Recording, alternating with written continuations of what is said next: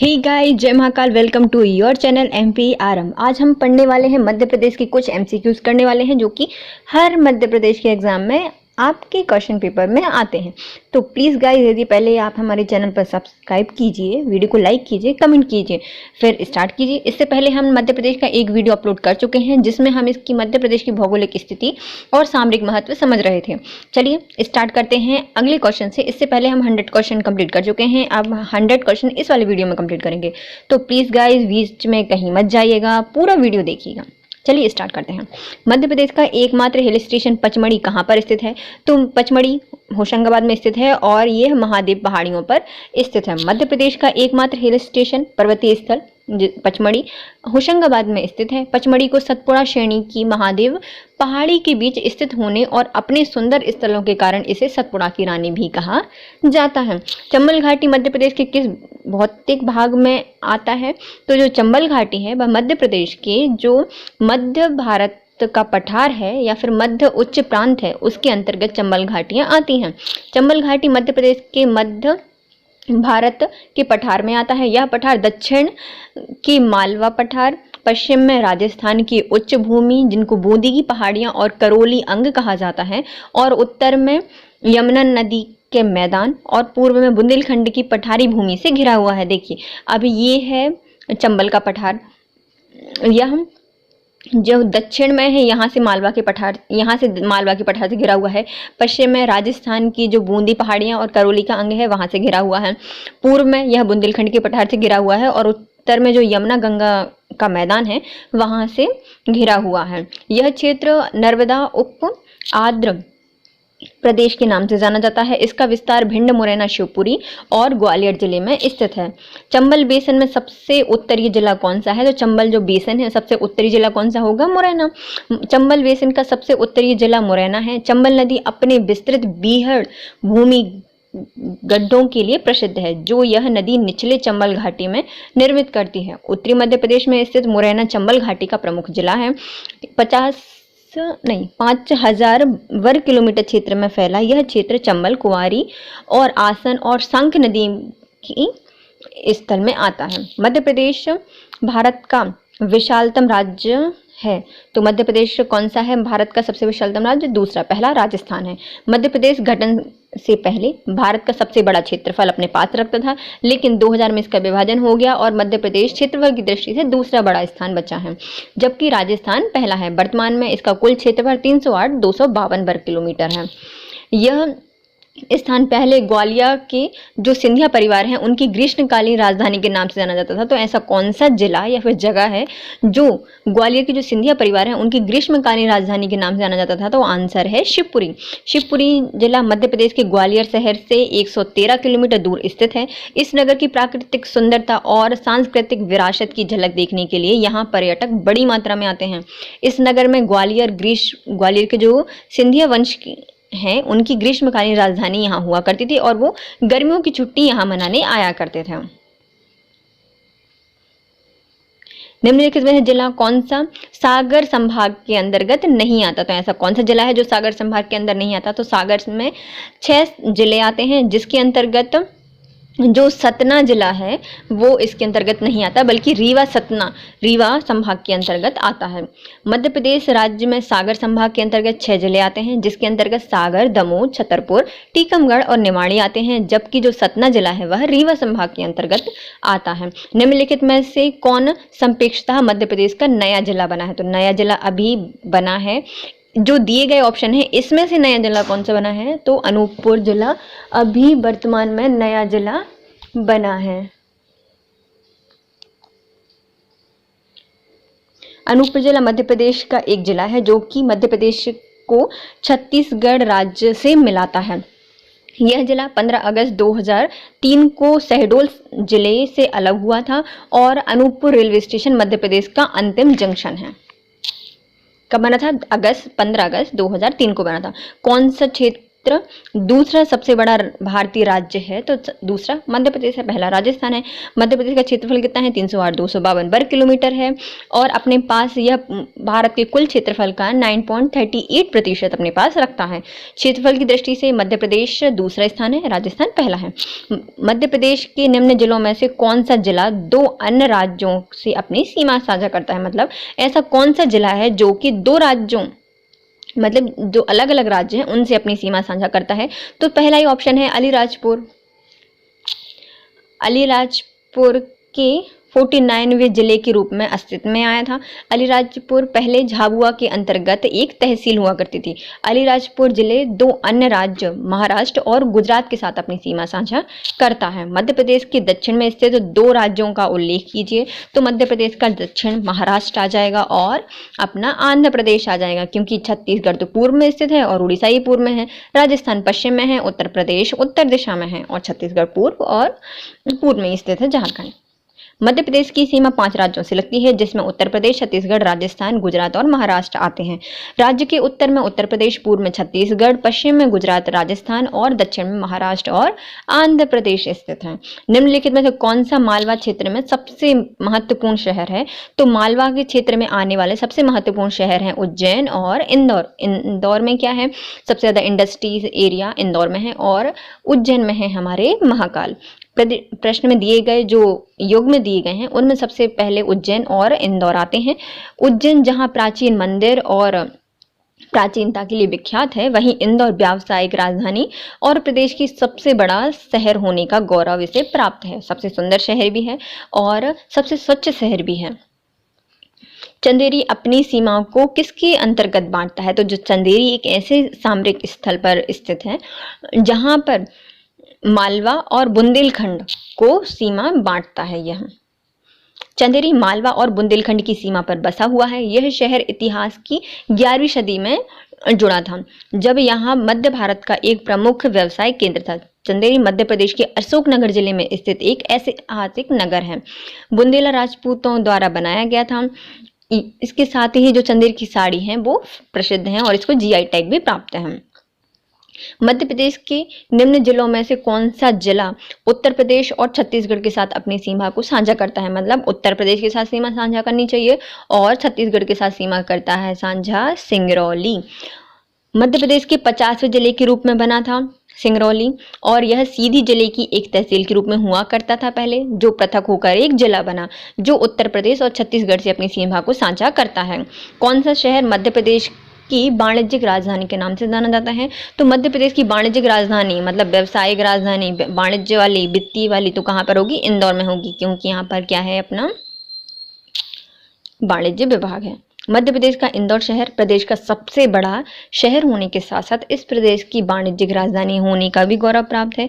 इंदौर ही राज्य सरकार को सर्वाधिक राजस्व प्रदान करता है। इसे मिनी मुंबई, अहिल्या नगरी भी कहा जाता है और खेल नगरी के नाम से भी इंदौर शहर को जाना जाता है। निम्नलिखित में कौन सा मध्य प्रदेश का प्राकृतिक क्षेत्र नहीं है? मतलब ऐसा मध्य प्रदेश के अंतर्गत कौन सा प्राकृतिक क्षेत्र नहीं है जो ऑप्शन में दिया हुआ है? तो मध्य भारत का पठार है, सतपुड़ा मैकल श्रेणी है, पश्चिमी पठार हमारे भारत मध्य प्रदेश में नहीं आता, जबकि नर्मदा सोन घाटी आती है। दिए गए विकल्पों के विभाजन से पूर्व मध्य प्रदेश को 9 प्राकृतिक भागों में बांटा गया था, लेकिन छत्तीसगढ़ अलग हो गया तो मध्य प्रदेश को 7 भागों में बांटा गया है, जिसमें आता है क्या? मध्य भारत का पठार, बुंदेलखंड का पठार, मालवा का पठार, रीवा पन्ना का पठार, रीवा सोन नर्मदा घाटी, सतपुड़ा मैकल श्रेणी और बुंदेलखंड का पठार और बघेलखंड का पठार। इससे पश्चिमी पठार जो है वो मध्य प्रदेश की प्राकृतिक क्षेत्र के अंतर्गत नहीं आता। निम्नलिखित में से किस राज्य में गोंडवाना पर्वत पाए जाते हैं? तो गोंडवाना मध्य प्रदेश में पाए जाते हैं। मध्य प्रदेश भारत के हृदय के नाम से जाना जाता है। यहाँ पर पर्वत, पहाड़ और मैदान एक संतुलित विद्यमान स्थित है। भूवैज्ञानिक दृष्टि से मध्य प्रदेश प्राचीनतम गोंडवाना लैंड का हिस्सा था। उत्तर भारत में गोंडवाना सेल समूह क्षेत्र पाए जाते हैं और दक्षिण में एक पेटी लोअर गोंडवाना क्षेत्र की है।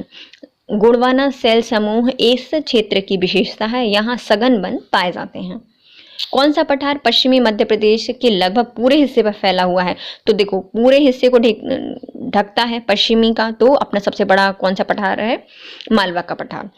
मालवा का पठार मध्य प्रदेश के मध्य पश्चिम भाग में स्थित है। इसका निर्माण ज्वालामुखी उद्गार से निकले लावा के द्वारा हुआ है। मालवा के पठार का क्षेत्रफल 88,222 वर्ग किलोमीटर है, जो प्रदेश के कुल भौगोलिक क्षेत्रफल का 28.62% अपने पास रखता है। भूवैज्ञानिक दृष्टि से मध्य प्रदेश का प्राचीनतम भूभाग कौन सा है? तो मध्य प्रदेश का सबसे पूर्ण या फिर प्राचीन भूभाग होगा अपना गोंडवाना लैंड, क्योंकि जब पृथ्वी बनी थी तो गोंडवाना लैंड और लाल लैंड और अंगारा लैंड जो थे उसमें विभक्त हुआ था पूरी पृथ्वी को।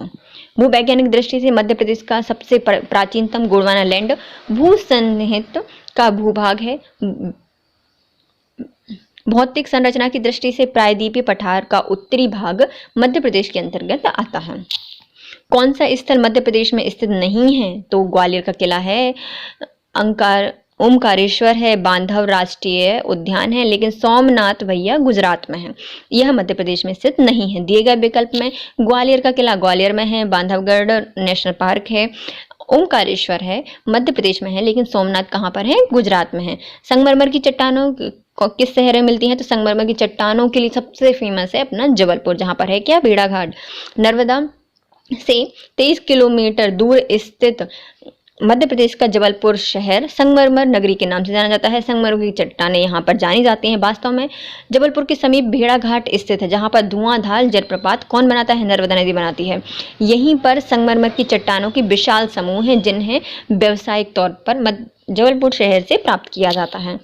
मध्य प्रदेश का कौन सा शहर सिंधु गंगा क्षेत्र के मैदान के अंतर्गत आता है? तो सिंधु गंगा नदी के मैदान के क्षेत्र में आता है अपना ग्वालियर। मध्य प्रदेश का ग्वालियर शहर सिंधु और गंगा विशाल मैदान के अंतर्गत आता है। भोपाल कहाँ बसा है? तो भोपाल 5 पहाड़ियों के ऊपर बसाया गया है। मध्य प्रदेश की राजधानी भोपाल 75 वर्ग किलोमीटर क्षेत्र में फैली हुई है। प्राकृतिक और ऐतिहासिक सौंदर्य से भरपूर है।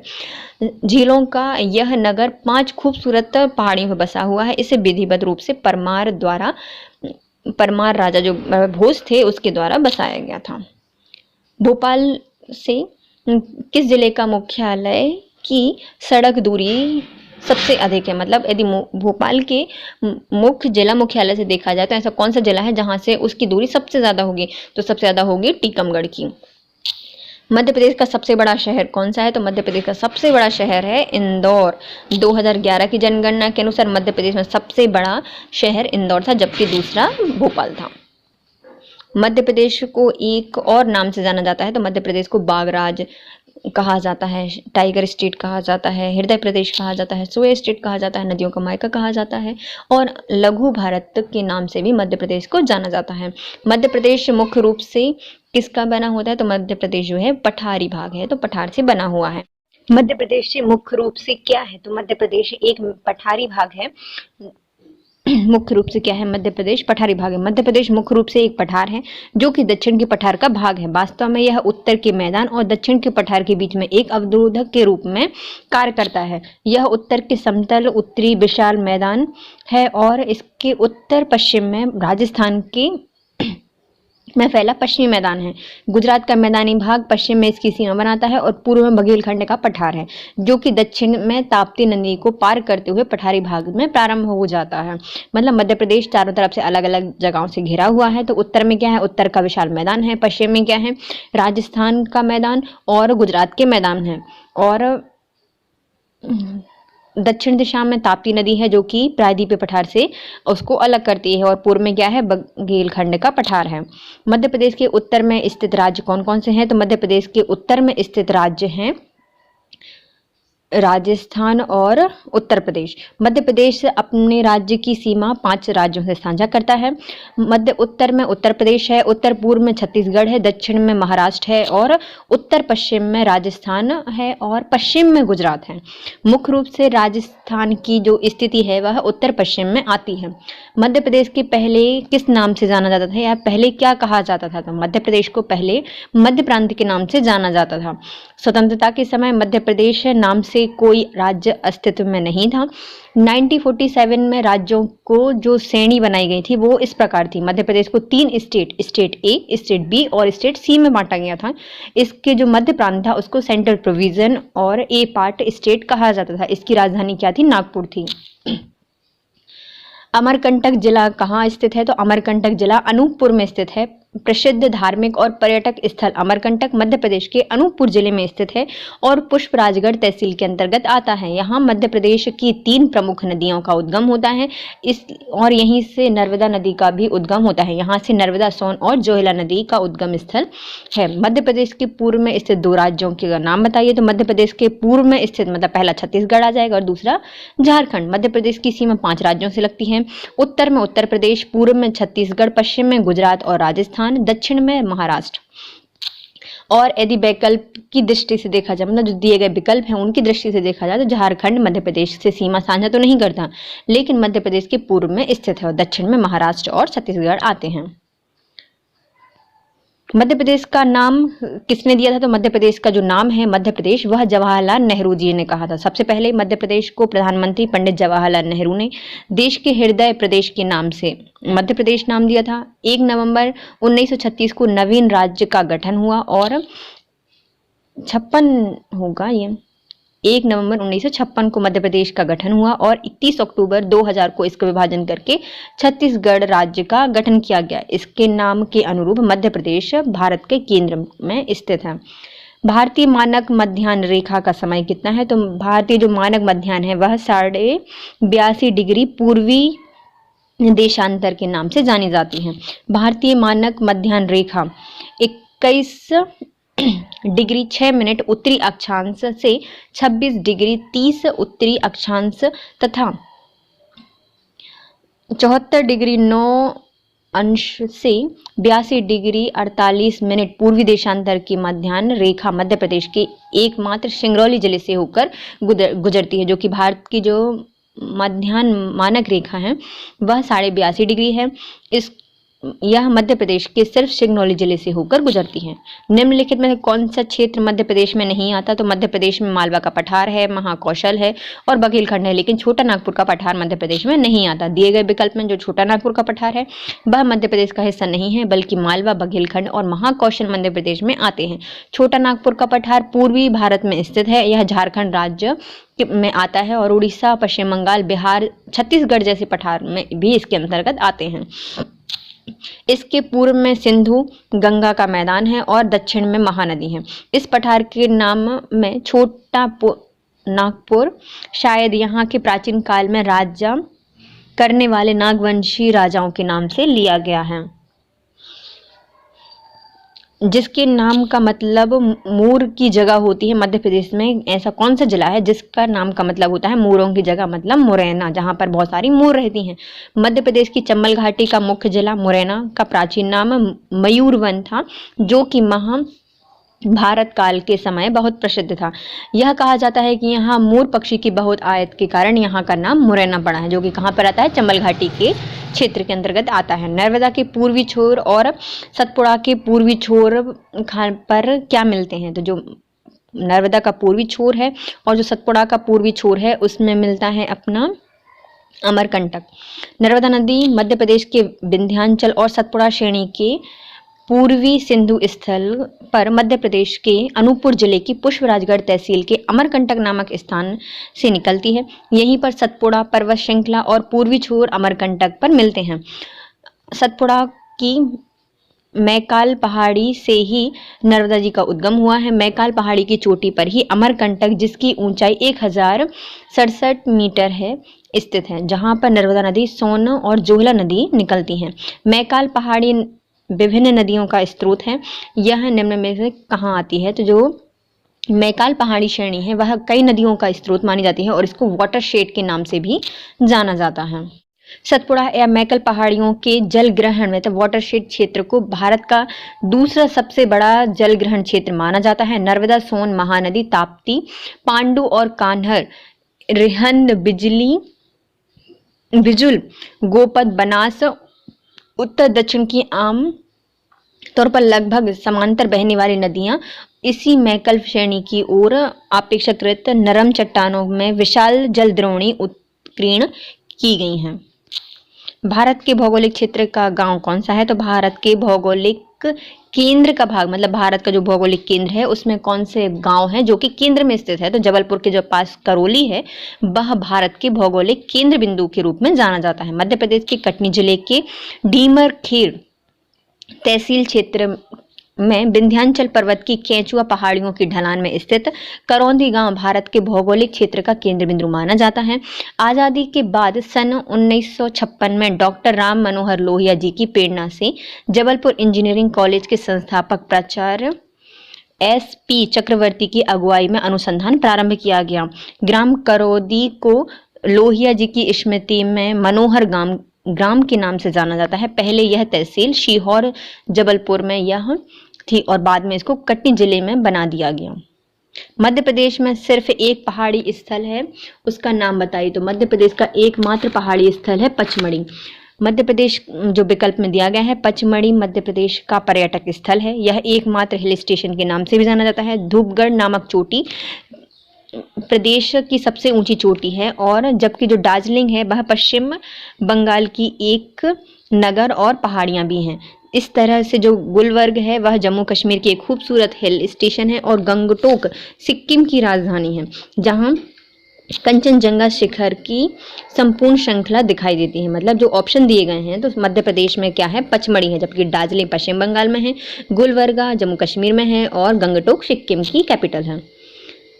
नर्मदा घाटी और विंध्य के दक्षिण भाग के पश्चिमी भाग में से एक क्षेत्र है जिसको क्या कहा जाता है? जो नर्मदा घाटी है और विंध्य के जो दक्षिण वाला क्षेत्र है उसके पश्चिम में उसको क्या कहा जाता है? निमाड़ कहा जाता है। निमाड़ मध्य प्रदेश की पश्चिमी ओर में स्थित है। इसकी भौगोलिक सीमा निमाड़ की एक तरफ विंध्य पर्वत से और दूसरी तरफ सतपुड़ा से है, जबकि मध्य में नर्मदा नदी बहती है। दिए गए प्रश्न के अनुसार निमाड़ नर्मदा घाटी और विंध्य के दक्षिणी भाग में पश्चिमी भाग में स्थित है। पौराणिक काल में निमाड़ अनूपपुर जनपद कहा जाता था, बाद में निमाड़ की संज्ञा दे दी गई। फिर भी पूर्वी एवं पश्चिमी निमाड़ के रूप में इसको जाना जाता है। निमाड़ की जो पौराणिक संस्कृति के केंद्र में ओमकारेश्वर, मानधाता और माहिष्मती स्थित है। भारत का मानक माध्याह्न यहाँ से होकर गुजरता है। तो मध्य प्रदेश के सिर्फ एक ही जिला जो कि सिंगरौली है, वहीं से भारत का मानक मध्याह्न रेखा गुजरती है, जो कि कितनी है? 82.5 डिग्री है। भारत की जो मध्याह्न रेखा है वो 82.5 डिग्री है। मानक समय माना जाता है इलाहाबाद के नैनी से गुजरती है और मध्य प्रदेश की भौगोलिक स्थिति अक्षांश 21 डिग्री 6 मिनट से 26 डिग्री 30 मिनट तथा पूर्वी देशांतर 74 डिग्री 9 मिनट से 82 डिग्री 48 मिनट है। इसकी स्थिति में सिर्फ मध्याह्न रेखा मध्य प्रदेश के सिंगरौली जिले से होकर गुजरती है। निम्नलिखित में कौन सा मालवा के पठार के ऐतिहासिक स्थल के नाम से जाना जाता है? मतलब मालवा के पठार में ऐतिहासिक स्थल के रूप में किसको जाना जाता है? तो जो इंदौर का अन्नपूर्णा मंदिर है उसको भी जाना जाता है, महाकाल मंदिर उज्जैन को जाना जाता है और मांडू शहर को भी जाना जाता है। अर्थात तो ऑप्शन डी सही है, उपरोक्त सभी। मध्य प्रदेश में मालवा का पठार मध्य पश्चिमी भाग में अवस्थित है। यहाँ से ज्वालामुखी उद्गार से निकलने वाले लावे से इसका निर्माण हुआ है, इसलिए यहाँ पे काली मिट्टी पाई जाती है। इसके अंतर्गत मंदसौर, रतलाम, उज्जैन, शाजापुर, राजगढ़, सीहोर, भोपाल, विदिशा, देवास, रायसेन, इंदौर, धार, झाबुआ, अलीराजपुर के प्रमुख भाग आते हैं। इसमें इंदौर का अन्नपूर्णा मंदिर, मांडू का शहर और महाकाल मंदिर जो कि उज्जैन में है माला पठार के ऐतिहासिक स्थलों में आते हैं। निम्नलिखित में से कौन से जिले मालवा के पठार में नहीं आते? तो उज्जैन, रतलाम आते हैं, नीमच, सीहोर आते हैं, देवास और विदिशा आते हैं, जबकि बैतूल और जो नरसिंहपुर है वह मध्य प्रदेश के मालवा के क्षेत्र में नहीं आते। बैतूल सतपुड़ा मैकल श्रेणी में है और जो नरसिंहपुर है वह नर्मदा सोन घाटी के अंतर्गत या बुंदेलखंड के अंतर्गत आता होगा।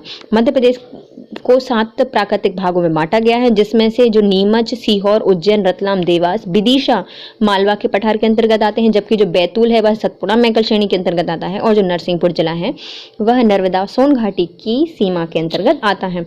निम्नलिखित में कौन सा क्षेत्र विंध्यान कगार कहा जाता है? जो विंध्यन कगार है उसको कहा जाता है, रीवा पन्ना को कहा जाता है विंध्यन कगार।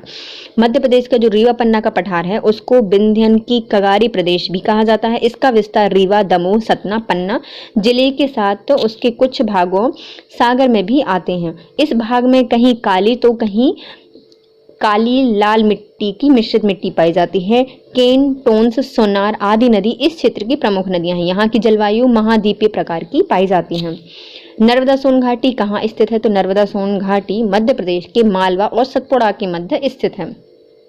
नर्मदा सोन घाटी मालवा और सतपुड़ा के मध्य स्थित है। मध्य प्रदेश की स्थलाकृति नर्मदा सोन घाटी द्वारा सुनिश्चित की जाती है। यह संकीर्ण एवं लंबी घाटी है जिसका विस्तार राज्य के पूर्व से लेकर पश्चिम तक हुआ है। सोन घाटी के उत्तरी भाग बनाता है और शहडोल सीधी इसी घाटी में बसे हुए हैं। निचले हिस्से में नर्मदा घाटी बनती है। मध्य प्रदेश का कौन सा शहर इंडो गंगेटिक मैदान के अंतर्गत आता है? तो मध्य प्रदेश का जो ग्वालियर जिला है वह इंडो गंगेटियन मैदान के अंतर्गत आता है, मतलब जो गंगा का मैदान है उसके अंतर्गत आता है। कौन सा मध्य भारत के पठार में सबसे गर्म माह होता है? तो जो मध्य भारत का पठार है इसमें ऐसा कौन सा माह है जो उसकी सबसे गर्म होता है? तो मई के महीने में बहुत ज़्यादा गर्मी पड़ती है, इसलिए जो मध्य भारत का पठार है वहाँ पे मई के महीने में बहुत ज़्यादा गर्मी पड़ती है। दिए गए ऑप्शन में मई माह में सबसे गर्म होता है। मध्य प्रदेश के ग्रीष्म ऋतु मार्च से प्रारंभ होकर जून तक चलती है और यहाँ मई और जून में तापमान 30 डिग्री से 45 डिग्री सेल्सियस के मध्य रहता है। मार्च के बाद तापमान में निरंतर वृद्धि होती रहती है और मई जून में संपूर्ण मध्य प्रदेश का तापमान 30 डिग्री सेल्सियस के ऊपर पहुंच जाता है। मध्य भारत के पठार की नदियां आमतौर पर किस दिशा में बहती हैं? जितने भी जो मध्य भारत का पठार है उसकी नदियां हमेशा उत्तर की दिशा में बहती हैं और इसमें दिया है उत्तर पश्चिम, तो उत्तर पश्चिम की दिशा में ऐसी बहती हैं। बुंदेलखंड के पठार के पश्चिम में स्थित मध्य भारत के पठार में शिवपुरी, मुरैना, भिंड और ग्वालियर जिले आते हैं। इस पठार की जो प्रमुख नदियां हैं वह चंबल, काली सिंध और पार्वती हैं। मध्य भारत के पठार में बहने वाली जितनी भी नदियां हैं वह आमतौर पर उत्तर और उत्तर पश्चिम की दिशा में बहती हैं। ग्वालियर का पुराना नाम क्या है? तो ग्वालियर को पहले गोपगिरी के नाम से जाना जाता था। मध्य प्रदेश का ऐतिहासिक नगर ग्वालियर प्रदेश का महत्वपूर्ण नगर है जहाँ की विरासत का इतिहास बहुत पुराना है। ग्वालियर का प्राचीन नाम गोपगिरी था। यहाँ स्थित गोपांचल पर्वत के कारण इसका नाम गोपगिरी पड़ा था। ग्वालियर किले की ढलान वाले पर्वत को गोपांचल पर्वत कहा जाता है। पर्वत प्राचीन कलात्मक जैन मूर्ति समूह का अद्वितीय स्थान है। काल परिवर्तन के कारण जब मुगल सम्राट बाबर ने गोपांचल पर अधिकार किया था तब इसको ध्वस्त कर दिया होगा। मध्य प्रदेश की सर्वाधिक सीमा किस प्रदेश से लगती है? तो मध्य प्रदेश अपनी सीमा 5 राज्यों से साझा करता है और सबसे ज़्यादा सीमा लगती है राजस्थान से और सबसे कम गुजरात से और सबसे ज़्यादा जिले लगते हैं उत्तर प्रदेश से। मध्य प्रदेश अपनी सीमा 5 राज्यों से साझा करता है जिसमें आते हैं उत्तर प्रदेश, राजस्थान, गुजरात, छत्तीसगढ़ और महाराष्ट्र। मध्य प्रदेश की सर्वाधिक सीमा 1600 किलोमीटर राजस्थान को छूती है। हालांकि कुछ स्थान किताबों में सर्वाधिक सीमा उत्तर प्रदेश के साथ उल्लेखित माना जाता है, किंतु मध्य प्रदेश के संदर्भ में जो ग्रंथ दिए गए हैं उनके अनुसार सर्वाधिक सीमा राजस्थान से लगती है। मतलब जो मध्य प्रदेश ग्रंथ अकेडमी है उसके द्वारा जो किताबें निकाली जाती हैं, पब्लिश की जाती हैं, उसमें राजस्थान दिया गया है, जबकि मध्य प्रदेश की जो न्यूनतम सीमा है वह गुजरात के साथ लगती है। जानापाव चोटी किस क्षेत्र में आती है? तो जानापाव चोटी से क्या निकलती है? अपनी चंबल नदी। और चंबल नदी कहाँ की है? मालवा की है, तो मालवा के पठार पर होगी क्या? जानापाव चोटी। मध्य प्रदेश के इंदौर जिले की जो महू तहसील है उसमें स्थित है जानापाव पहाड़ियाँ और यह मालवा के पठार के भाग के अंतर्गत आती हैं। यह मालवा के पठार की दूसरी सबसे ऊंची चोटी है जिसकी ऊंचाई 854 मीटर है। जानापाव पहाड़ियों से ही चंबल नदी का उद्गम होता है। मालवा का पठार का सबसे गर्म महीना कौन सा होता है? तो मालवा के पठार में सबसे ज्यादा गर्मी पड़ेगी। पूरे मध्य प्रदेश में सबसे ज्यादा गर्मी पड़ती है मई के महीने में, तो मालवा के पठार का सबसे गर्म महीना कौन सा होगा? मई का महीना होता है। मई माह में मालवा के पठार में ही नहीं बल्कि संपूर्ण मध्य प्रदेश में सबसे ज्यादा गर्मी होती है। इस माह में उत्तर मध्य प्रदेश की औसत तापमान 42 डिग्री सेल्सियस से भी अधिक होता है। मध्य प्रदेश को प्रमुख रूप से कितने प्राकृतिक भागों में बांटा जाता है? तो मध्य प्रदेश को प्राकृतिक भागों में बांटा जाता है 3। मध्य प्रदेश की प्राकृतिक रूप से मुख्य रूप से 3 भागों में बांटा जाता है। पहला आता है मध्य उच्च क्षेत्र, फिर आते हैं सतपुड़ा मैकल श्रेणी और आता है पूर्वी पठार। और मध्य प्रदेश को पुनः पहले 3 भागों में बांटा जाता है प्राकृतिक रूप से। कौन कौन से हैं? मध्य उच्च प्रदेश, सतपुड़ा का मैकल श्रेणी और पूर्वी पठार जो कि बघेलखंड का पठार आता है, और उसको फिर से 5 भागों में बांटा जाता है और फिर इस प्रकार यह 7 भागों में बढ़ जाता है। बुंदेलखंड के पठार की सबसे ऊंची चोटी कौन सी है? तो बुंदेलखंड की सबसे ऊंची चोटी है सिद्ध बाबा की चोटी। जाना पाव की चोटी कहाँ पर है? मालवा में है, जो कि दूसरे नंबर की है। सिगार चोटी मालवा की सबसे ऊंची चोटी है। बुंदेलखंड पठार की सबसे ऊंची चोटी को सिद्ध बाबा चोटी कहा जाता है। सिद्ध बाबा की पहाड़ियां 1172 मीटर ऊंची हैं। इस पठार की स्थिति सर्वोच्च चोटी है, जबकि इसकी औसत ऊंचाई कितनी है? 150 से 450 मीटर है। मध्य प्रदेश में पृथ्वी की केंद्र किस जगह को माना जाता है? मतलब मध्य प्रदेश में ऐसा कौन सा स्थान है जिसको पृथ्वी का केंद्र माना जाता है? तो मंगलनाथ मंदिर, जो कि उज्जैन में स्थित है, इसको पृथ्वी का केंद्र माना जाता है। मध्य प्रदेश की धार्मिक नगरी उज्जैन पवित्र शिप्रा नदी के तट पर स्थित है। मंगलनाथ का जो प्रसिद्ध मंदिर है वह यहाँ पर स्थित है, और यहाँ पर 84 महादेव में 47वें महादेव हैं, जो कि मंगलनाथ को पृथ्वी का केंद्र के रूप में जाना जाता है। जबलपुर मध्य प्रदेश की राजधानी के रूप में जानी जाती है। तो मध्य प्रदेश की कौन सी राजधानी है जबलपुर? तो मध्य प्रदेश की राजधानी है, संस्कार राजधानी कहा जाता है जबलपुर को। व्यापार राजधानी तो अपनी इंदौर है। संगीत राजधानी तो अपनी ग्वालियर को कहा जाता है, और पर्यटन राजधानी कहा जाता है पचमढ़ी को। इसमें से कोई नहीं ऑप्शन होगा। जबलपुर मध्य प्रदेश की संस्कार राजधानी कहा जाता है। यहाँ मध्य प्रदेश का उच्च न्यायालय और न्यायिक राजधानी भी कहा जाता है ना, और राज्य विज्ञान संस्थान भी है। जबकि जो इंदौर है उसको व्यावसायिक राजधानी, ग्वालियर को संगीत राजधानी। मध्य प्रदेश अपनी भौगोलिक स्थिति के कारण सार्वजनिक रूप से किस नाम से जाना जाता है? तो मध्य प्रदेश अपनी भौगोलिक स्थिति के कारण मध्य प्रदेश का दिल कहा, मतलब भारत का दिल कहा जाता है, भारत का हृदय प्रदेश कहा जाता है, और इसलिए इसको मध्य प्रदेश कहा जाता है। तो ऑप्शन बी नहीं, सी, भारत का दिल कहा जाता है। भारत के केंद्र में स्थित होने के कारण मध्य प्रदेश को हृदय स्थल भी कहा जाता है। इसकी भौगोलिक स्थिति भारत के बीचों बीच अक्षांश 21 डिग्री 6 उत्तरी अक्षांश से 26 डिग्री 30 मिनट उत्तरी अक्षांश है, और देशांतर 74 डिग्री 9 मिनट पूर्वी देशांतर से 82 डिग्री 48 मिनट पूर्वी देशांतर में स्थित है, जहां से नर्मदा नदी इसके चारों ओर फैली हुई है, और भौगोलिक रूप से देश के केंद्रीय स्थल पर स्थित होने के कारण मध्य प्रदेश को हृदय प्रदेश के नाम से जाना जाता है। निम्नलिखित में से किस राज्य की सीमा मध्य प्रदेश की सीमा का हिस्सा नहीं है? तो उत्तर प्रदेश के साथ सीमा साझा करता है, महाराष्ट्र के साथ करता है, छत्तीसगढ़ के साथ करता है, लेकिन पश्चिम बंगाल के साथ नहीं करता। मध्य प्रदेश अपनी सीमा 5 राज्यों के साथ साझा करता है। दक्षिण में महाराष्ट्र, पूर्व में छत्तीसगढ़, पश्चिम में गुजरात, जबकि पश्चिम उत्तर में राजस्थान, पूर्व उत्तर में उत्तर प्रदेश, और पूर्व में छत्तीसगढ़ लगता है। पश्चिम बंगाल के साथ सीमा साझा नहीं करता। देश के क्षेत्र का लगभग कितने प्रतिशत भाग मध्य प्रदेश के पास है? तो लगभग 9% लेते हैं, लेकिन इसमें ऑप्शन नहीं दिया है, तो 10%। मध्य प्रदेश का कुल क्षेत्रफल 308,252 वर्ग किलोमीटर है, जो कि भारत के कुल क्षेत्रफल का 32,87,263 वर्ग किलोमीटर का 9.38% है। मध्य प्रदेश क्षेत्रफल की दृष्टि से राजस्थान के बाद दूसरा सबसे ज्यादा क्षेत्रफल वाला राज्य है। इसकी पूर्व से पश्चिम की चौड़ाई 870 किलोमीटर है, और उत्तर से दक्षिण की जो लंबाई है वह 605 किलोमीटर है। मध्य प्रदेश की पश्चिमी मध्य क्षेत्र को क्या कहा जाता है? तो मध्य प्रदेश का जो पश्चिमी मध्य क्षेत्र है उसको कहा जाता है मालवा का पठार।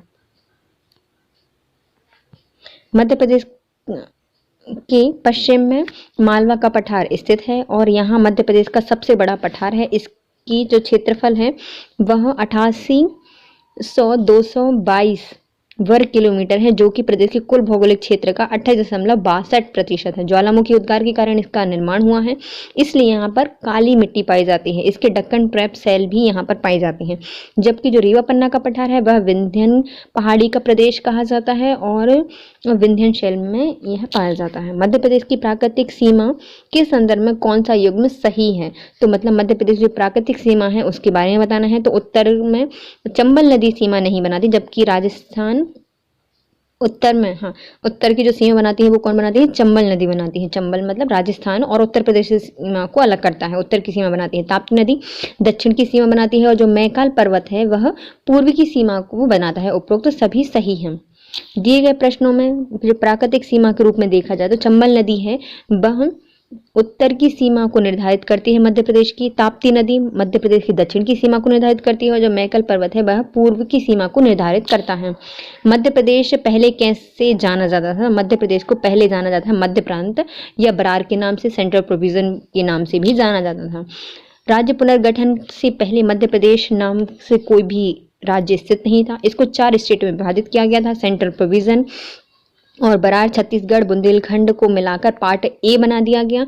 पश्चिम की रियासतों को मिलाकर पार्ट बी बनाया गया और इसका नाम बदलकर मध्य भारत कर दिया गया। उत्तर की जितनी भी रियासतें थी उनको मिलाकर पार्ट सी में बनाया गया और इस वहाँ जो भोपाल था उसको भी सी में, मतलब जो उत्तर की जितनी भी रियासतें थी उसको पार्ट सी में, जो पश्चिम की रियासतें थी उसको बी में, और जितने भी ए और छत्तीसगढ़ और बघेलखंड के पार्ट थे उसको स्टेट ए में रखा गया था। इस प्रकार 1 नवंबर 1956 को नवीन राज्य का गठन किया गया जिसका नाम क्या रखा गया? मध्य प्रदेश। इसको पहले मध्य प्रांत या बरार के नाम से जाना जाता था। मध्य प्रदेश को पूर्व में किस नाम से जाना जाता था? तो वही सेंट्रल प्रोविजन, जो कि इसमें ऑप्शन दिया है, केंद्रीय व्यापक प्रांत कहा जाता था।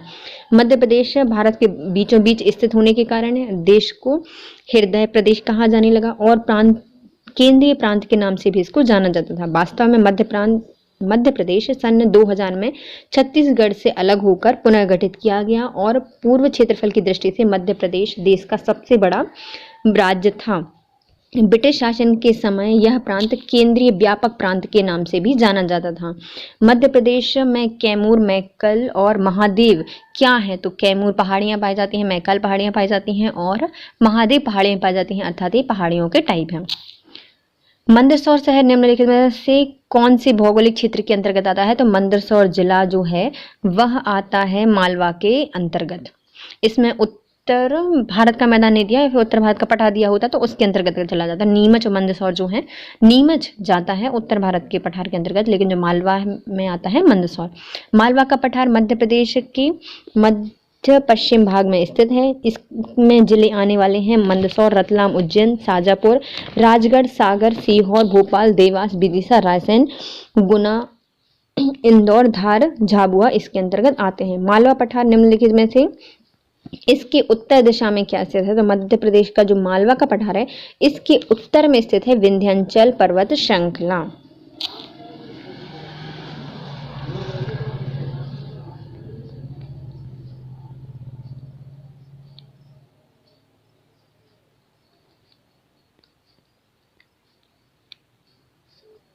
मध्य प्रदेश का जो मालवा का पठार है वह विंध्यन पहाड़ियों के आधार पर त्रिभुजाकार पहाड़ियों का एक लावा का पठार है। यह पूर्व में बुंदेलखंड, उत्तर पश्चिम में अरावली पर्वत श्रेणी और दक्षिण में दक्कन का कटापटा पठार है। मालवा का पठार भौगोलिक दृष्टि के रूप में उत्तर की ओर विंध्याचल पर्वत श्रृंखला और दक्षिण में लावा या दक्कन के पठार के अंतर्गत आता है।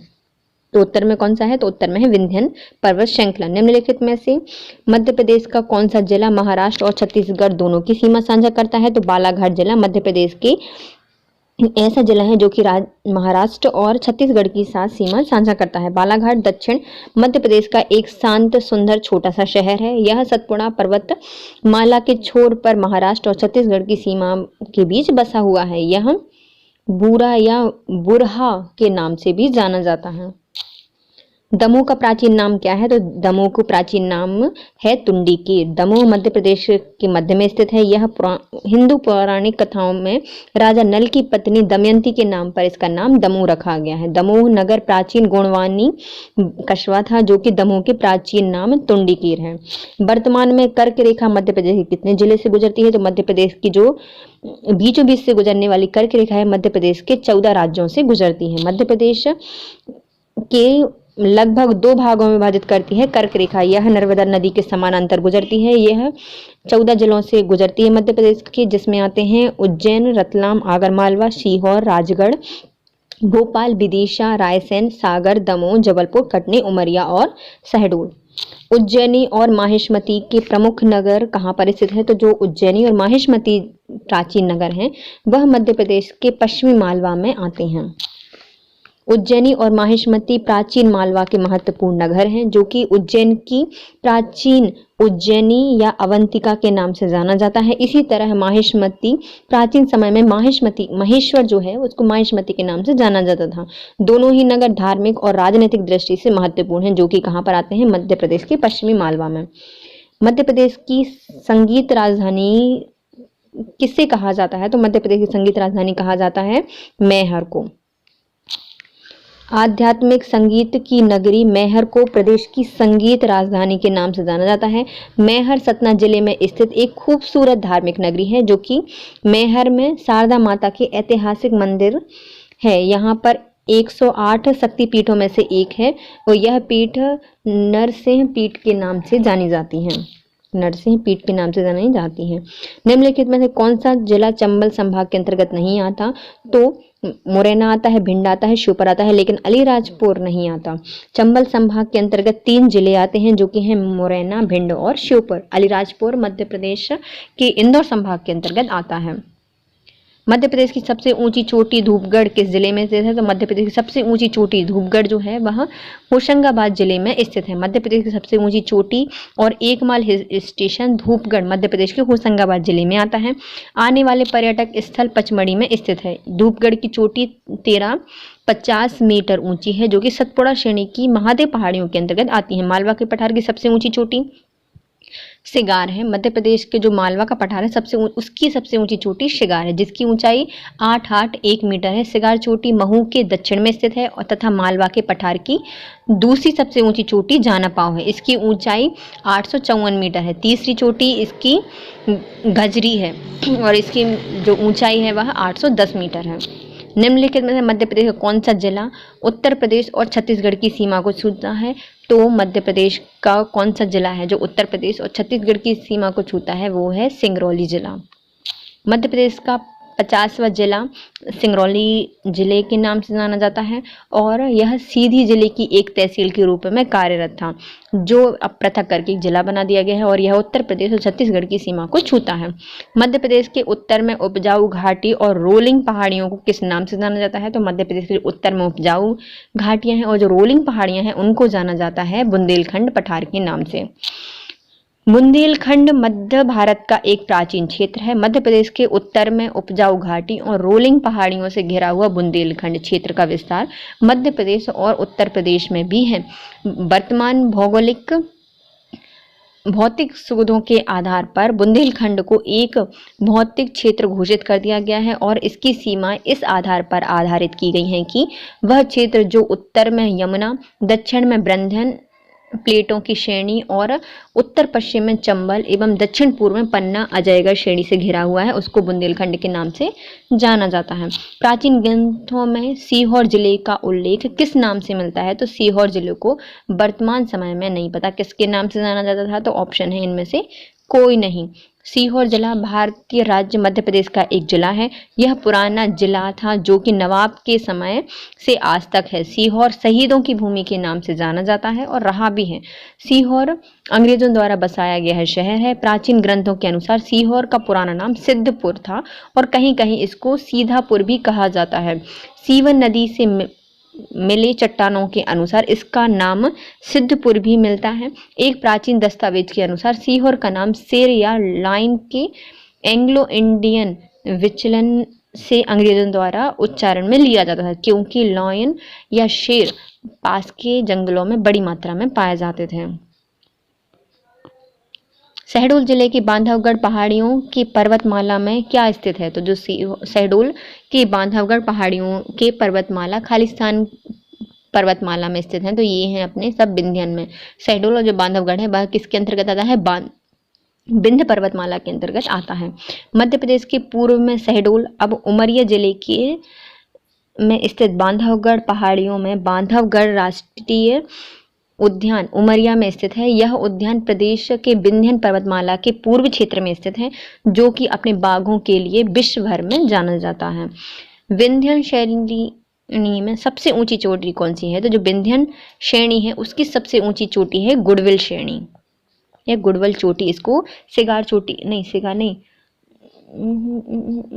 सिंगौरगढ़ में पाई जाती है शायद, संग्रामपुर में पाई जाती है गुडविल चोटी। विंध्यन श्रेणी में सबसे ऊंची चोटी सद्भावना चोटी या गुडविल चोटी है जो कि समुद्री तल से 2467 फुट या फिर 752 मीटर ऊंचाई पर स्थित है। गुडविल चोटी को कलूमार शिखर या कालुम्बे शिखर के नाम से भी जाना जाता है। मध्य प्रदेश के दमोह जिले की जो संग्रामपुर है उसके निकट यह स्थित है, जो कि भांडेर और पन्ना पहाड़ियों के रूप में जाना जाता है। ऐतिहासिक ग्रंथों के अनुसार विंध्य और अमरकंटक में यह शामिल है, लेकिन आज यह मैकल रेंज का एक हिस्सा माना जाता है, जैसे सतपुड़ा श्रेणी का विस्तार भी माना जाता है। चंबल बेसिन में सबसे उत्तरी जिला कौन सा है? तो चंबल बेसिन में सबसे उत्तर में पाया जाता है मुरैना, जिसको क्या कहा जाता है? मोरों का वन। मुरैना चंबल बेसिन का सबसे उत्तरी जिला है। चंबल नदी अपने विस्तृत बीहड़ भूमि खड्डों के लिए प्रसिद्ध है, जो कि यह नदी निचली चंबल घाटी में निर्मित करती है। उत्तरी मध्य प्रदेश में स्थित मुरैना चंबल घाटी का मुख्य जिला है। 5000 वर्ग किलोमीटर क्षेत्र में फैले इस क्षेत्र को चंबल, कुंवारी, आसन और संख नदी बहती हैं। निम्नलिखित में किस शहर को मिनी मुंबई के नाम से जाना जाता है? तो मध्य प्रदेश का जो इंदौर जिला है उसको या इंदौर शहर को मिनी मुंबई के नाम से जाना जाता है। मध्य प्रदेश की जो व्यावसायिक राजधानी कहा जाने वाला इंदौर शहर मिनी मुंबई के नाम से जाना जाता है। यहाँ से राष्ट्रीय राजमार्ग 3 भी गुजरता है। रेल सेवा, वायु सेवा से सीधे मुंबई से जुड़ा हुआ है। इंदौर प्रदेश का सबसे बड़ा और सबसे आधुनिक और प्रदेश का सबसे धनाढ्य शहर के रूप में जाना जाता है। वह जिला जो परिपक्व शहर कहा जाता है, तो परिपक्व शहर के नाम से जाना जाता है मांडू जिला। परिपक्व शहर या अबॉन्डेड सिटी वे खूबसूरत शहर या जगह कहलाती हैं जहां पर भयानक इतिहास और दीवारों के अंदर असामान्य तथ्यों और अजीब तथ्यों और अजीब रहस्य होते हैं। भारत में कई भूत शहर गांव हैं जो अस्पष्ट के रहस्यों को पूरा करने के कारण छोड़ या परिपक्व कर दिए गए हैं। इन्हीं शहरों में से मांडू मध्य प्रदेश का एक ऐसा शहर है जो कि एक सुंदर पर्यटन स्थल होने के साथ साथ अपने लिए कई रहस्य छुपाए हुए हैं। कई बार बर्बादी का मंजर देखा है। इसके अतिरिक्त धनुषकोडी तमिलनाडु, विजयनगर कर्नाटक, फतेहपुर सीकरी आगरा और कुलधारा राजस्थान और गांधीकोटा आंध्र प्रदेश आदि इसी श्रेणी के शहर हैं। मध्य प्रदेश का दूसरा उच्चतम स्थल कौन सा है? तो मध्य प्रदेश का पहला है उच्चतम स्थल धूपगढ़, दूसरा है चौरागढ़। मध्य प्रदेश की सबसे सर्वाधिक ऊंची चोटी धूपगढ़ है, जो कि 1350 मीटर है। पचमढ़ी स्थित है, जो कि वहीं पर पचमढ़ी में है। दूसरा स्थल है चौरागढ़, जो कि पचमढ़ी में ही स्थित है और इसकी जो लगभग ऊंचाई है वह 1326 है। चौरागढ़ पहाड़ियां यह प्रसिद्ध शिव मंदिर के लिए जानी जाती हैं, जहां पर शिवरात्रि में मेला लगता है। मध्य प्रदेश की ग्रीष्मकालीन राजधानी के नाम से किसको जाना जाता है? तो मध्य प्रदेश की ग्रीष्मकालीन राजधानी के नाम से जाना जाता है पचमढ़ी को, जो कि मध्य प्रदेश का एकमात्र हिल स्टेशन भी है।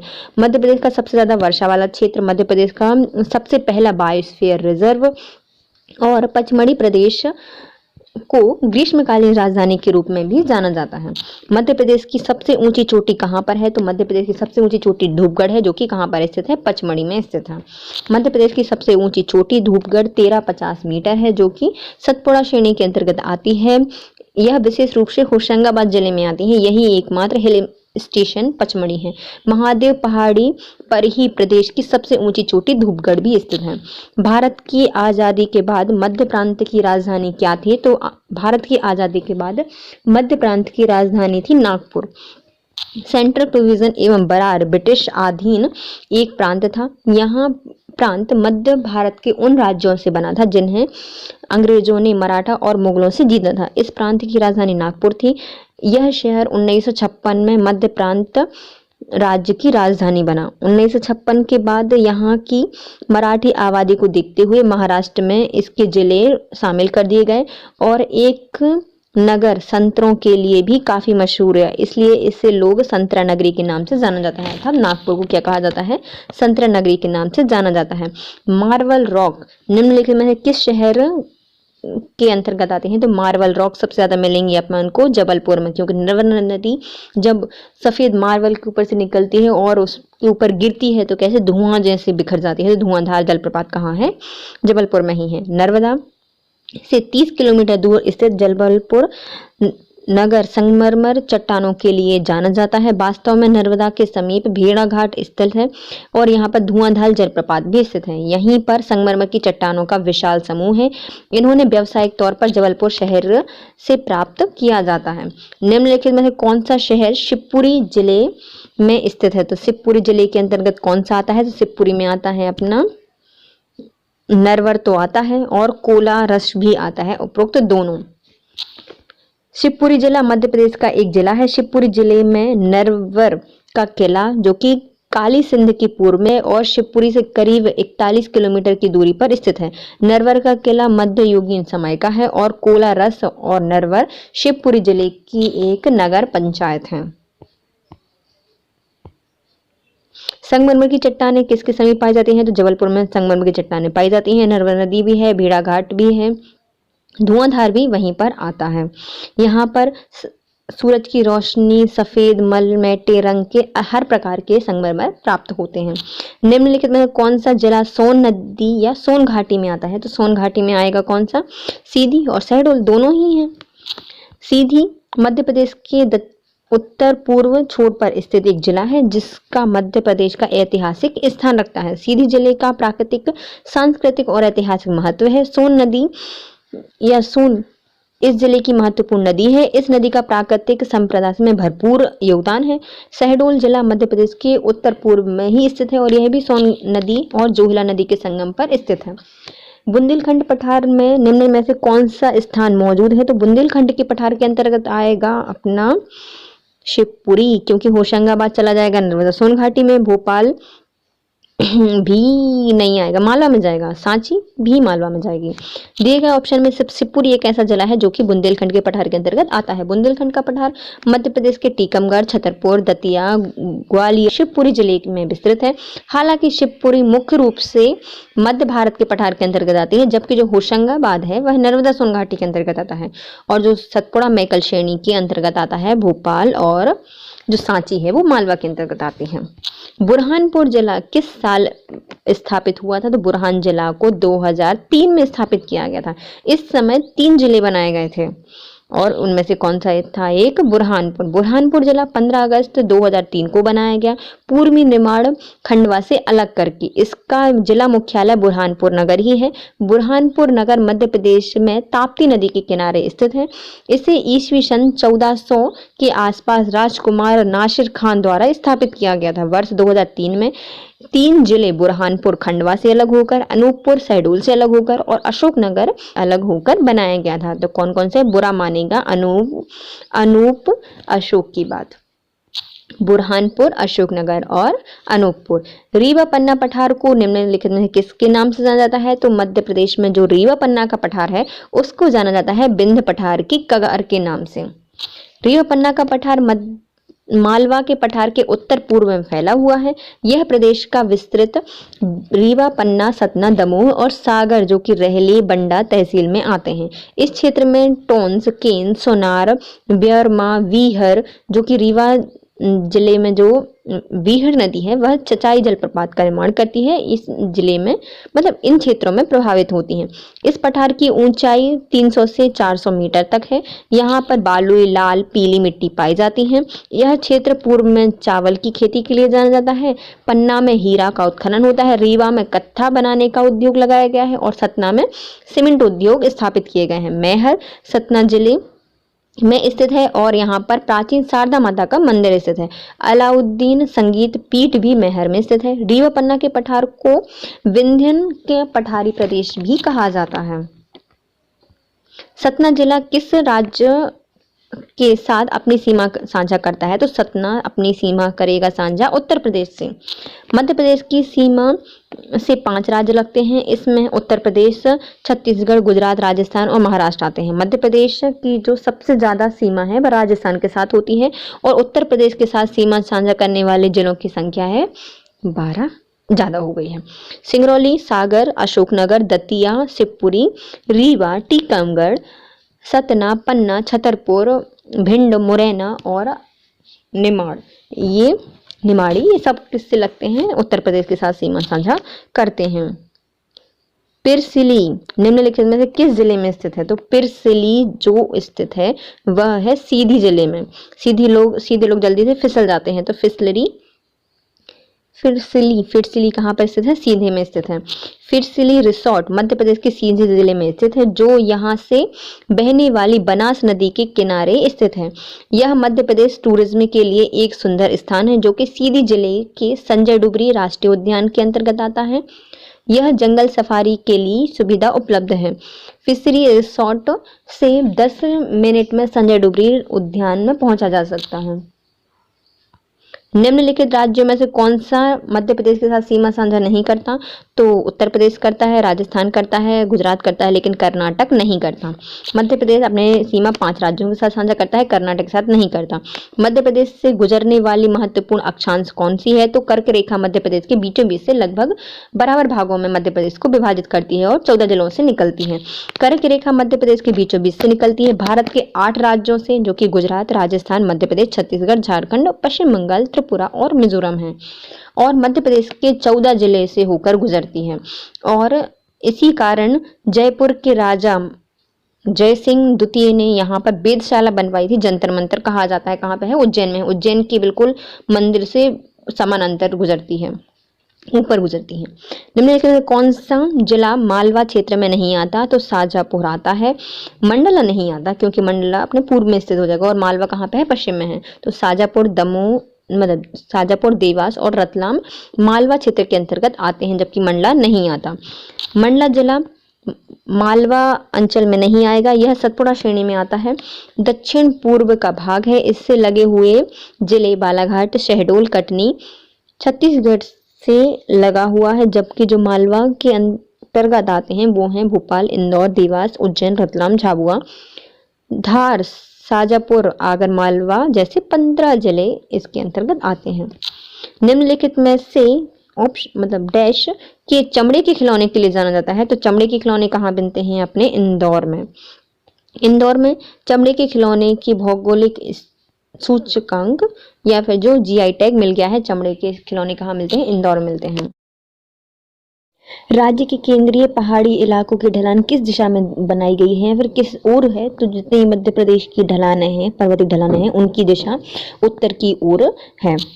तो भारत के केंद्रीय पहाड़ी इलाकों की ढलान मुख्यतः उत्तर दिशा में बनाई गई है। मध्य प्रदेश राज्य के अक्षांश का विस्तार बताइए। तो मध्य प्रदेश का जो अक्षांशीय विस्तार है वह 21 डिग्री 6 मिनट उत्तरी अक्षांश से 26 डिग्री 30 मिनट उत्तरी अक्षांश तक है, जो कि ये ऑप्शन पहला गलत दिया है और सभी गलत दिए गए हैं।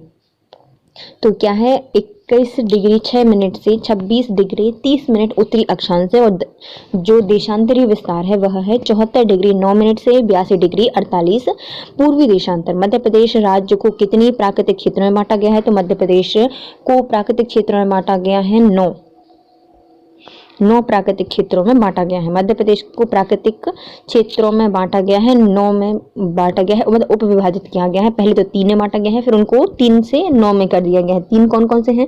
मध्य उच्च प्रदेश, फिर सतपुड़ा, मैकल श्रेणी और पूर्वी पठार। अब इनको 9 उप भागों में विभाजित किया गया है। तो उत्तर का जो उच्च प्रदेश है इसके अंतर्गत 5 भाग आते हैं। मध्य भारत का पठार, बुंदेलखंड का पठार, मालवा का पठार, रिया पन्ना का पठार और नर्मदा सोन घाटी।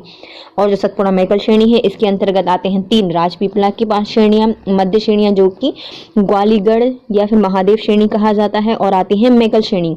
फिर आती है जो पूर्वी पठार है, उसको बांटा गया है सिर्फ बघेलखंड के पठार में, अर्थात 9 उपभागों में बांटा गया है मध्य प्रदेश को, प्राकृतिक क्षेत्रों को। मध्य प्रदेश की कौन सा जिला जोरा, सलाना और पिपलौदा की पूर्व रियासतों के क्षेत्र में शामिल था? तो मतलब जोरा, सलोना और पिपलौदा की पूर्व रियासत के क्षेत्र में बसा था रतलाम। वर्तमान मध्य प्रदेश का रतलाम जिला जोरा, सलोना और पिपलौदा की पूर्व रियासतों के क्षेत्र में शामिल हुआ था।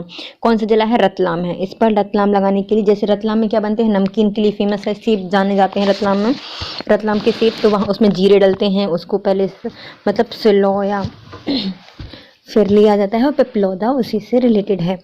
देश का क्षेत्रफल का लगभग कितना प्रतिशत भाग मध्य प्रदेश या क्षेत्रफल भाग मध्य प्रदेश के अंतर्गत आता है? तो मध्य प्रदेश में है 9.5% भाग मध्य प्रदेश देश का क्षेत्रफल का रखता है। मध्य प्रदेश का क्षेत्रफल है 308,252 वर्ग किलोमीटर, जो भारत के क्षेत्रफल का 32,87,263 वर्ग किलोमीटर का लगभग 9.38% अपने पास रखता है। रीवा पन्ना पठार मध्यवर्ती पठारी इलाके में से कौन से क्षेत्र के अंतर्गत आता है? जो रीवा पन्ना का पठार है वह मध्य प्रदेश के उत्तर और पूर्वी क्षेत्र में पाया जाता है। जैसे कि ये मध्य प्रदेश है तो यहाँ पर पाया जाता है रीवा पन्ना का पठार, इसलिए इसको उत्तर पूर्वी भाग में आता है। रीवा पन्ना पठार मध्यवर्ती पठारी इलाका मध्य प्रदेश के उत्तर पूर्व में पड़ता है। मध्य उच्च क्षेत्र का प्राकृतिक उपविभाजन है यह। मध्य प्रदेश का कौन सा क्षेत्र अवंती के महाजनपद से जुड़ा हुआ था? तो अवंती का जो महाजनपद है वह मध्य प्रदेश के मालवा जिले से संबंधित है। मध्य प्रदेश में 16 जनपदों में से सिर्फ 2 जनपद आती थी, जिसमें से एक थी अवंती। अवंती जनपद मालवा क्षेत्र से आती है। छत्तीसगढ़ राज्य के गठन तक मध्य प्रदेश भारत का कौन सा राज्य था? तो छत्तीसगढ़ के गठन के पहले मध्य प्रदेश भारत का सबसे बड़ा राज्य था, लेकिन अब दूसरे नंबर का स्थान है। मध्य प्रदेश की निम्नलिखित जिलों में से कौन सा जिला उत्तर प्रदेश और छत्तीसगढ़ दोनों के साथ सीमा साझा करता है? तो उत्तर प्रदेश के साथ सबसे ज्यादा जिले लगते हैं और छत्तीसगढ़ के साथ सीमा साझा करने वाला देश मतलब राज्य है या जिला है वो है अपना सीधी जिला। सीधी जिला मध्य प्रदेश का एक जिला है जो कि उत्तर प्रदेश और छत्तीसगढ़ दोनों के साथ अपनी सीमा को साझा करता है। और सिंगरौली जिला भी।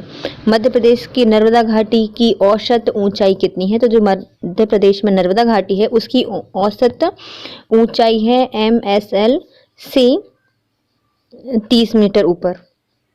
मतलब जो समुद्री तल होता है उससे 300 मीटर ऊपर है नर्मदा घाटी। ग्रीष्म काल के दौरान 1948 से 1956 तक मध्य भारत की राजधानी क्या था? तो मध्य भारत की राजधानी थी अपनी इंदौर। 1948 में मध्य भारत के गठन के साथ इंदौर मध्य प्रांत की ग्रीष्मकालीन राजधानी थी, जबकि ग्वालियर को इस प्रांत की शीतकालीन राजधानी बनाया गया था। इंदौर ग्रीष्मकालीन राजधानी और ग्वालियर को शीतकालीन राजधानी के नाम से जाना जाता था। 1 नवंबर 1956 को मध्य प्रदेश अस्तित्व के आने के बाद इसका यह अस्तित्व खत्म हो गया। होशंगाबाद में स्थित जो पर्वत श्रृंखला है उसको किस नाम से जाना जाता है? तो सतपुड़ा जो है वह सतपुड़ा पर्वत श्रृंखला के ऊपर स्थित है। होशंगाबाद नर्मदा घाटी के किनारे पर स्थित है। इसके किनारे पर बसा होने के कारण यह सतपुड़ा पहाड़ी के अंतर्गत आता है। इसकी सबसे ऊंची चोटी धूपगढ़ है जो कि 1350 मीटर है। नीमच जिला किस अन्य नाम राज्य के साथ सीमा साझा करता है? तो जो नीमच जिला है वह मध्य प्रदेश का जिला ऐसा है जो कि राजस्थान के साथ सीमा साझा करता है। नीमच जिला भारतीय राज्य मध्य प्रदेश का एक जिला है जिसका मुख्यालय नीमच में ही है। 30 जून 1998 में मध्य प्रदेश का स्वतंत्र जिला घोषित किया गया, क्योंकि प्रारंभ में यह मंदसौर का एक जिला के अंतर्गत आता था। यह पश्चिम और उत्तर में राजस्थान के साथ सीमा साझा करता है। वर्तमान में यह CRPF अर्थात केंद्रीय रिजर्व पुलिस बल के नाम से जाना जाता है और नीमच को CRPF की जन्मस्थली भी माना जाता है। बघेलखंड मध्य प्रदेश के किस भाग में स्थित है? तो जो बघेलखंड का पठार है मध्य प्रदेश के उत्तर पूर्वी जिले में आता है, अर्थात ये पूर्वी जिले में है लेकिन उत्तर भी दिया है तो उत्तर पूर्वी जिले में आएगा। बघेलखंड मध्य भारत का एक क्षेत्र है जो कि मध्य प्रदेश राज्य के उत्तर पूर्वी ओर में स्थित है। बघेलखंड के कुछ जिले उत्तर प्रदेश के तथा कुछ मध्य प्रदेश के हैं। निम्नलिखित में कौन सा मध्य प्रदेश का प्राकृतिक क्षेत्र नहीं है? तो मध्य भारत का पठार मध्य प्रदेश के भाग में आता है। सतपुड़ा मैकल श्रेणी आती है, नर्मदा सोन घाटी आती है, लेकिन जो पश्चिमी पठार है वह मध्य प्रदेश के अंतर्गत नहीं आता। मध्य प्रदेश को प्राकृतिक रूप से मुख्य रूप से 3 भागों में बांटा जाता है। मध्य उच्च प्रदेश, सतपुड़ा मैकल श्रेणी और पूर्वी पठार जिसमें बघेलखंड का पठार आता है। मध्य उच्च प्रदेश को पुनः 5 भागों में बांटा जाता है और कुल मिलाकर 7 भागों में यह बढ़ जाता है। मध्य उच्च प्रांतों को 5 भागों में बांटा गया है जो कि है मध्य भारत का पठार, मालवा का पठार, रीवा पन्ना का पठार, बुंदेलखंड का पठार और नर्मदा सोन घाटी। बड़वानी के उत्तर की ओर स्थित जिले का नाम बताइए। तो जो बड़वानी है उसके उत्तर में स्थित है धार। बड़वानी जिले के दक्षिण में महाराष्ट्र राज्य है, पश्चिम में गुजरात है और पूर्व में खरगोन जिला आता है। उत्तर में यह धार जिले से घिरा हुआ है। जिला पश्चिम में उच्चतम बिंदु के साथ आकार में त्रिकोण है। शहर बड़वानी नर्मदा नदी के दक्षिण में स्थित है। बड़वानी जिले की स्थापना 25 मई 1998 को हुई थी। पूर्व में यह जिला खरगोन अर्थात पश्चिमी निमाड़ जिले के एक भाग के अंतर्गत आता था। मध्य प्रदेश के दक्षिण पश्चिम में यह स्थित है। नर्मदा नदी इसकी उत्तरी सीमा बनाती है। जिले के दक्षिण में सतपुड़ा और उत्तर में विंध्याचल पर्वत श्रेणी है और यह कपास जिले के रूप में जाना जाता है। भारतीय स्वतंत्रता के तत्काल बाद गुना खालिस्तान के राज्य का हिस्सा था। तो जो गुना है वह मध्य प्रदेश के मध्य भाग के अंतर्गत आता था स्वतंत्रता के तत्काल बाद। भारत की स्वतंत्रता प्राप्ति के पश्चात गुना मध्य भाग के 16 जिलों में से एक था, जिसको 28 मई 1948 को मध्य भारत के एक नए राज्य का हिस्सा बना दिया गया और 1 नवंबर 1956 को मध्य प्रदेश राज्य में विलय कर दिया गया। स्वतंत्रता से पहले गुना ग्वालियर राज्य घराने का एक हिस्सा था, जिस पर सिंधिया राजवंश का अधिकार था। भारतीय स्वतंत्रता के तुरंत बाद अलीराजपुर के राज्य खालिस्तान के अंतर्गत आते थे। जो अलीराजपुर है वह मध्य प्रदेश के मध्य भारत के अंतर्गत आता था। गुना भी मध्य भारत में आता था और अलीराजपुर भी आता था।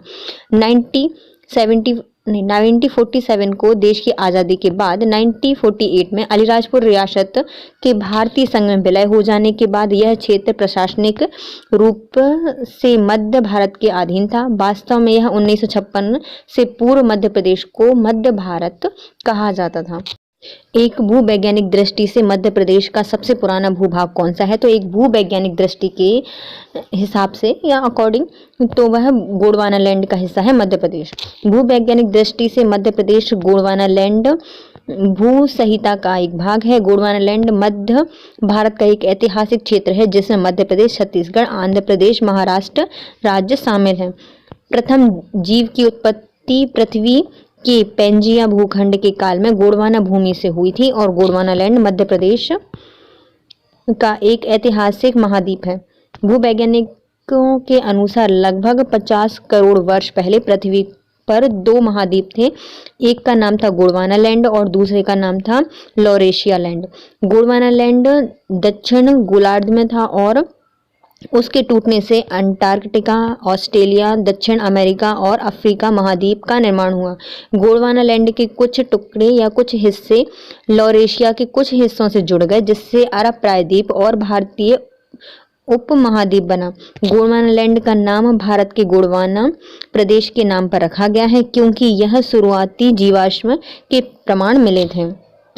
केंद्र सरकार की योजना के अंतर्गत निम्नलिखित में से किस राज्य को विशेष दर्जा नहीं प्राप्त था? तो त्रिपुरा को था, मेघालय को था, अरुणाचल प्रदेश को था, लेकिन मध्य प्रदेश को नहीं था। विशेष श्रेणी का दर्जा उन राज्यों के विकास में सहायता के लिए दिया जाता है जो पहाड़ी इलाके या रणनीतिक, अंतर्राष्ट्रीय सीमा, आर्थिक ढांचागत पिछड़ेपन और गैर व्यवहारिक राज्य वित्त जैसे भौगोलिक एवं सामाजिक आर्थिक नुकसान का सामना करते हैं। यह वर्गीकरण 1969 में अस्तित्व में आया था। भारत में विशेष श्रेणी उत्तर पूर्वी क्षेत्र अरुणाचल प्रदेश, असम, मणिपुर, मेघालय, मिजोरम, नागालैंड, त्रिपुरा के 7 राज्यों में है। सिक्किम, जम्मू कश्मीर, हिमाचल प्रदेश और उत्तराखंड अन्य राज्यों को जनरल श्रेणी राज्य GCH के रूप में संदर्भित किया गया है। मध्य प्रदेश के निम्नलिखित स्थानों में से कौन सा एक 80 डिग्री पूर्वी देशांतर पर या उसके निकटतम होगा? तो ये होगा अपना जबलपुर जिला। दिए गए प्रश्न के हिसाब से मध्य प्रदेश का जो जबलपुर नगर है वह 80 डिग्री पूर्वी देशांतर के सबसे निकट होगा। इसके बाद कटनी और पन्ना 80 डिग्री पूर्वी देशांतर के सबसे निकट होंगे। उपरोक्त में से जो 82.5 डिग्री है उसके निकट पड़ता है रीवा। मध्य प्रदेश की निम्नलिखित में से कौन सी घाटी भ्रंश घाटी नहीं है? तो मध्य प्रदेश की जो चंबल घाटी है वह भ्रंश घाटी नहीं है, जबकि नर्मदा, सोन और जो ताप्ती नदी है वह भ्रंश घाटी में बहती हैं। रिफ्ट वैली एक स्थल रूप होता है जिसका निर्माण विवर्तनिकी हलचल के परिणाम स्वरूप होने वाले भ्रंश के कारण होता है। ये सामान्यतः पर्वत श्रेणी अर्थात उच्च भूमियों के बीच स्थित लंबी आकृति वाली घाटियां होती हैं। इनके अक्सर झीलें भी निर्मित हो जाती हैं। भ्रंश घाटी का विकास तब होता है जब 2 भ्रंश रेखाओं के बीच की चट्टानी स्तंभ नीचे की ओर धंस जाती हैं, जबकि तनाव जनित बल के कारण 2 भूखंडों का विपरीत दिशा में खिसक जाता है तब भी इसका निर्माण हो जाता है। भ्रंश घाटियां लंबी, सकरी और गहरी होती हैं। इन्हें जर्मन भाषा में ग्रेवेन कहा जाता है। मध्य प्रदेश की सोन, ताप्ती नदियां भ्रंश घाटियों का उदाहरण है, जबकि चंबल नदी पर्वतीय प्रदेश में नदी युवावस्था में होती है और इसकी लंबी लंबवत अपवर्तन क्रिया द्वारा बहुत गहरी एवं सकरी घाटियों का निर्माण करती है, जिससे महाखड्ड कहा जाता है। इसके निर्माण में बहुत ही तीव्र ढलान बनती है। मध्य प्रदेश का कौन सा जिला गुजरात और राजस्थान राज्य के साथ सीमा साझा करता है? तो मध्य प्रदेश का जो झाबुआ जिला है वह गुजरात और राजस्थान के साथ सीमा साझा करता है। मध्य प्रदेश का झाबुआ जिला गुजरात और राजस्थान राज्य के साथ अपनी सीमा को साझा करता है, जबकि अलीराजपुर गुजरात और महाराष्ट्र राज्य की सीमा को छूता है। मंदसौर और रतलाम राजस्थान की सीमा को स्पर्श करते हैं। मध्य प्रदेश की कौन सी पहाड़ियों को सतपुड़ा की रानी कहा जाता है? तो पचमढ़ी को सतपुड़ा की रानी कहा जाता है। मध्य प्रदेश की सबसे ऊंची चोटी और एकमात्र हिल स्टेशन धूपगढ़ मध्य प्रदेश के होशंगाबाद जिले में आने वाले पर्यटक स्थल पचमढ़ी में स्थित है। यहाँ धूपगढ़ की चोटी, जिसकी ऊंचाई 1350 मीटर है, जो सतपुड़ा श्रेणी की महादेव पहाड़ियों में स्थित है।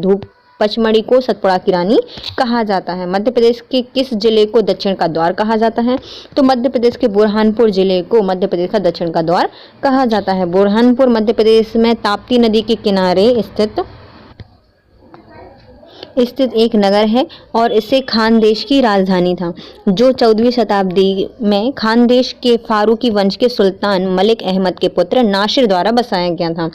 दुर्गम पहाड़ियां स्थित आशीरगढ़ का किला बुरहानपुर से 22 किलोमीटर और खंडवा से 48 किलोमीटर दूर है। खंडवा बुरहानपुर रोड पर स्थित है। आधार से इस किले की ऊंचाई 260 के समथिंग मीटर ऊंची है और समुद्र तल से 701 मीटर ऊंची है। इसे गेटवे टू साउथ इंडिया या दक्षिण का द्वार या दक्कन का दरवाजा भी कहा जाता है। मध्य प्रदेश के निम्नलिखित शिखरों को आरोही क्रम में जमाइए। तो मतलब सबसे ऊंचा, फिर सबसे कम, फिर नहीं, सबसे आरोही जमाना है ना, तो सबसे पहले बड़ा, सबसे ऊंचा कौन सा है? तो सबसे ऊंची चोटी है अपनी धूपगढ़ की चोटी, ऑप्शन ए है। फिर उसके बाद है चौरागढ़, तो बी गलत है, मतलब पीछे जमाना है, मतलब 2 ऑप्शन आ रहे हैं। पहले एक मतलब धूपगढ़ की चोटी, फिर आती है चौरागढ़, फिर उसके बाद आता है अपना अमरकंटक, फिर है अपना ये सद्भावना चोटी। तो मतलब उल्टा जमेगा, तो अर्थात डी इसका आंसर सही होगा। सबसे ऊंची चोटी कौन सी? धूपगढ़ है, फिर उसके बाद चौरागढ़ है, फिर अमरकंटक है, फिर है सद्भावना शिखर चोटी। दिए गए ऑप्शन में आरोही क्रम में जमाना है, मतलब सबसे छोटी, फिर सबसे बड़ी, सबसे बड़ी। फिर इसमें आती है सबसे छोटी कौन सी है? अभी देखा जाए ऑप्शन में जो दिए गए हैं, तो सद्भावना चोटी, जिसको कुलमार भी कहा जाता है, यह 752 मीटर है। अमरकंटक यह 1067 मीटर है। चौरागढ़ यह 1326 मीटर है और धूपगढ़ 1350 मीटर है। मध्य प्रदेश के निम्नलिखित पहाड़ी श्रेणी में से कौन सी श्रेणी 2 बड़ी नदियों के बीच में स्थित है? तो ऐसी कौन सी पहाड़ी श्रेणी है जो कि 2 बड़ी नदियों के बीच में स्थित है? तो सतपुड़ा श्रेणी 2 बड़ी नदियों के बीच स्थित है। मध्य प्रदेश की पर्वत श्रेणियों में सतपुड़ा श्रेणी 2 विशाल नदियों अर्थात नर्मदा और ताप्ती के मध्य है। नर्मदा का उद्गम सतपुड़ा पर्वत श्रेणी से होता है और जब ताप्ती का उद्गम सतपुड़ा श्रेणी से ही होता है। ये दोनों नदियां पूरब से पश्चिम की ओर बहती हैं, समानांतर अरब सागर में जाके गिर जाती हैं। नर्मदा के उत्तर में विंध्याचल है, कैमूर और भांडेर श्रेणी आती हैं। नर्मदा घाटी किन पर्वत श्रेणियों के मध्य बहती है? तो जो नर्मदा श्रेणी है वह विंध्यन और सतपुड़ा के बीच बहती है। सामान्य रूप से नर्मदा बेसिन या नर्मदा कछार तकनीकी रूप से एक जल ग्रहण क्षेत्र को कहा जाता है, जिसमें गिरने वाला वर्षा का जल नदी और नालों के तंत्र से होकर अंततः नर्मदा में जा मिलता है। जल ग्रहण क्षेत्र एक कटोरी की तरह होता है। सामान्य भाषा में नर्मदा घाटी से आशय बेसिन के पर्वतीय क्षेत्र से शेष रहे मैदानी और निचले क्षेत्र में लाया जाता है। नर्मदा के संदर्भ में कछार का स्वरूप एक लंबी नौका जैसा होता है, जिसकी सतही भूगोल को देखें तो उत्तरी कगार विंध्यन पर्वत श्रेणी की पहाड़ी और दक्षिण कगार सतपुड़ा पर्वत की श्रृंखलाबद्ध पहाड़ियों से बनता है। विंध्यन पर्वत श्रेणी नर्मदा के उत्तरी और सतपुड़ा श्रेणी दक्षिण किनारे पर प्रायः समानांतर चलती है और विंध्यन पर्वत अनेक पठारों से मिलकर बना होता है, जो पूर्व में बिहार के सासाराम से लेकर पश्चिम में गुजरात के निकट जोबट तक फैला हुआ है। विंध्यन कगार का दक्षिणी भाग कौन सा है? तो जो विंध्यन कगार है उसका दक्षिणी भाग आता है भांडेर भाग। भांडेर पठार भारत की मध्य भारत मतलब मध्य प्रदेश का एक पठार है जिसमें 10,000 किलोमीटर का क्षेत्र आता है। इसमें उत्तर और पूर्व में भारत गंगा के मैदान और छोटा नागपुर के पठार के साथ दक्षिण में दक्कन के पठार को जोड़ता है। पठार मध्य भारत में विंध्य रेंज का हिस्सा है। भौगोलिक क्षेत्र के संदर्भ में मध्य प्रदेश भारत का डैश भाग या डैश बड़ा राज्य है। तो दूसरा बड़ा राज्य है मध्य प्रदेश वर्तमान में भारत का। क्षेत्रफल के आधार पर मध्य प्रदेश देश का दूसरा बड़ा राज्य है, जबकि पहले राज्य पर राजस्थान आता है। इसका अविभाजित मध्य प्रदेश के क्षेत्रफल की दृष्टि से सबसे बड़ा राज्य था, लेकिन विभाजन के बाद यह दूसरा बचा है। सतपुड़ा क्षेत्र में स्थित श्रेणियों में से पश्चिम से पूर्व की ओर उनकी स्थिति को दर्शाने वाले निम्नलिखित में से कौन सा क्रम सही है? तो पहले जमानी है अपन को पश्चिम से पूर्व, तो सबसे पीछे आएगी बड़वानी, फिर आएगी महादेव श्रेणी, फिर आएगी मैकल श्रेणी। तो ऑप्शन ए सही है। सतपुड़ा क्षेत्र में स्थित श्रेणी का पश्चिम से पूर्व क्रम इस प्रकार होगा। पहले आएगी बड़वानी की पहाड़ियां, महादेव की श्रेणियां और फिर मैकल श्रेणियां। इसके साथ हमारा ये वाला सेशन होता है complete. Thank you so much guys, have a nice day.